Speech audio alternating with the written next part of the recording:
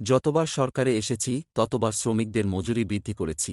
প্রধানমন্ত্রী শেখ হাসিনা বলেছেন, ৯৬ সালে বিরোধী দলে থাকাকালে আমি শ্রমিকদের দেখেছি, তাদের মজুরি ছিল মাত্র ২৮ টাকা। তখন সরকারে এসে আমরা মজুরি বাড়িয়েছিলাম। যতবার সরকারে এসেছি ততবারই মজুরি বৃদ্ধি করেছি। শ্রমিকদের আরও উপযুক্ত করে গড়ে তোলা আমাদের লক্ষ্য।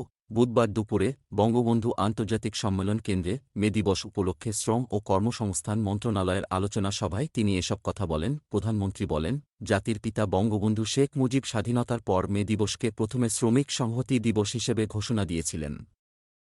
রাষ্ট্রীয়ভাবে স্বীকৃতিও দিয়েছিলেন। তিনি বলেন, মা যেমন একটা রুগ্ন সন্তানকে বুকে নিয়ে লালন পালন করে গড়ে তোলেন, ঠিক সেভাবে জাতির পিতা বঙ্গবন্ধু শেখ মুজিব স্বাধীনতার পর শূন্য হাতে একটা যুদ্ধবিধ্বস্ত দেশ গড়ে তোলার দায়িত্ব হাতে নিয়ে সব কলকারখানা জাতীয়করণ করেন। শ্রমিকদের অধিকার নিশ্চিত করার পদক্ষেপ নেন।